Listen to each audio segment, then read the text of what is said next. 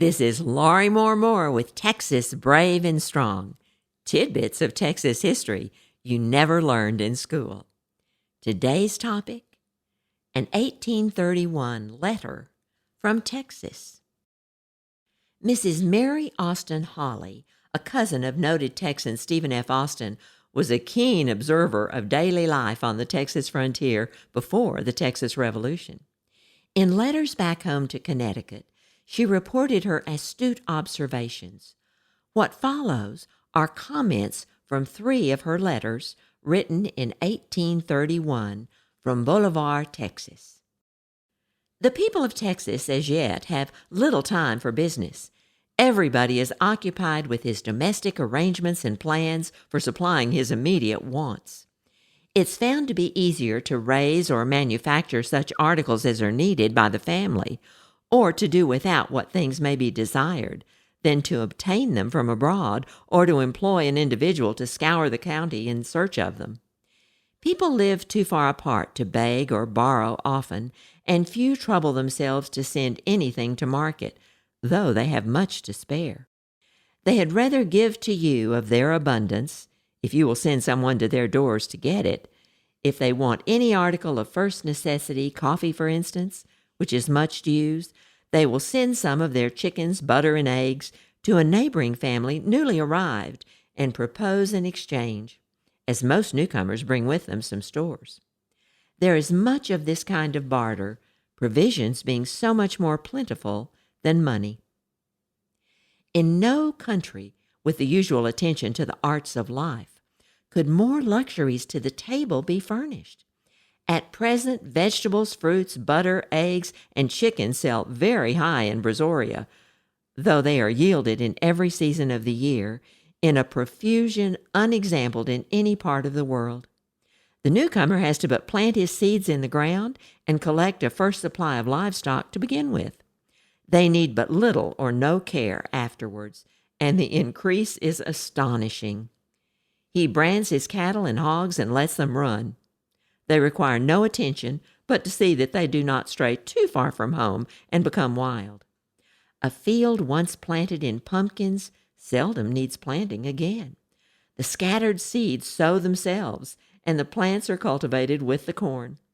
These pumpkins, often as large as a man can lift, have a sweet flavor and are very palatable. A field of them is a curiosity, as they are in such numbers and so large. Sweet potatoes also are cultivated with almost equal ease and yield at times 500 bushels to the acre. Some of these potatoes weigh from 4 to 7 pounds, yet they sell at Brazoria at the enormous price of 75 cents a bushel. Corn is obtained in the prairie cane breaks during the first year, when there's no time to prepare the land with the plow, by merely making a hole for a seed with a hoe. Cows and horses get their own living. The trees at this moment, December 17th, are loaded with rich clusters of grapes, not very large, but of a delicious flavor. During my stay at Bolivar, we might have had every day the finest of game could anyone have been spared to take to the field with his gun. Our neighbor at one hunt brought in 3 bears, a Mexican hog, a rabbit, and 2 bee trees. Our carpenter, without leaving his bench 5 minutes, killed several wild ducks, the finest I have ever tasted. Housekeepers should bring with them all indispensable articles for household use, together with as much common clothing, other clothing is not wanted, for themselves and their children as they conveniently can. Ladies in particular should remember that in a new country they cannot get things made at any moment as in the old one, and that they will be sufficiently busy the first 2 years in arranging such things as they have without obtaining more. It should also be done as a matter of economy. Where the population increases beyond the increase of supplies, articles of necessity are dear. If on arrival you find a surplus on hand, it can be readily disposed of to advantage, for trade by barter is much practiced. And you buy provisions with coffee, calico, tea kettles, and saucepans instead of cash. Those who must have a feather bed had better bring it, for it would take too long to make one, And though the air swarms with live geese, a feather bed could not be got for love or money. Everybody should bring pillows and bed linens. Mattresses, such are used in Louisiana, and they are very comfortable, are made of the moss, which hangs on almost every tree. They cost nothing but the case and the trouble of preparing the moss. The case should be brought. Domestic checks are best, being cheap and light and sufficiently strong. The moss is prepared by burying it in the earth until it is partially rotten. Then it is washed very clean, dried, and picked. Then it is fit for use. These mattresses should be made very thick, and for those who like a warmer bed in winter, put layers of wool well carded, taking care to keep this side of the mattress up. Every immigrant should bring mosquito bars. A quick side note here. Today we would call this item mosquito nets. Since the middle of October, I have not found them necessary.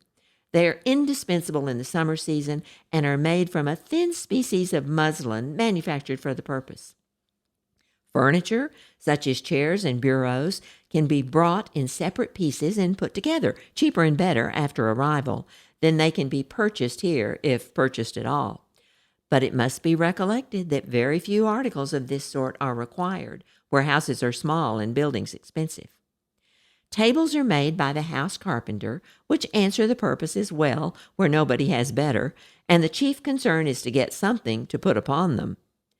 The maxim or general truth here is, nothing is for show, but all for use. The common concerns of life are sufficiently exciting to keep the spirits buoyant and prevent everything like ennui, listlessness, and dissatisfaction. Artificial wants are entirely forgotten in view of real ones, and self, the eternal self, does not alone fill up the round of life. Delicate ladies find they can be useful and need not be vain.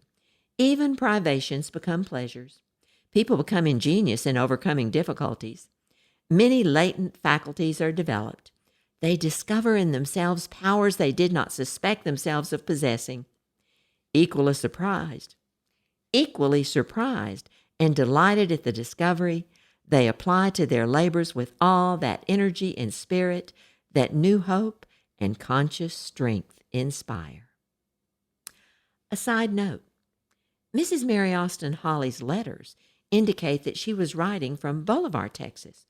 Where was that? In 1830, Henry Austin, first cousin of Stephen F. Austin, established a cotton plantation in Brazoria County on the Brazos River, 25 miles south of San Felipe, and north along the Brazos River from the Gulf of Mexico.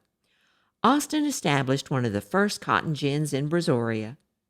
He named his plantation Bolivar and established a town site with the same name. According to a contemporary account, the land around Bolivar is the best in the Austin colony, clothed with heavy timber with peach and cane undergrowth to the distance of 6 miles from the river. The bank of the river in front of the town is a high bluff of stiff red clay. At Bolivar, the timber tract is 5 or 6 miles wide, and the road to the prairie is walled in with tall cane, filling all the spaces between the trees. It was from here that Mrs. Mary Austin penned her letters a year later. This has been Laurie Moore-Moore with Texas Brave and Strong, the best little podcast in Texas. Be sure to tune in every other week for a new post. In the meantime, check out my novel, Gone to Dallas, The Storekeeper, 1856 to 1861. It's a story of migration, betrayal, death, and determination. Y'all come back.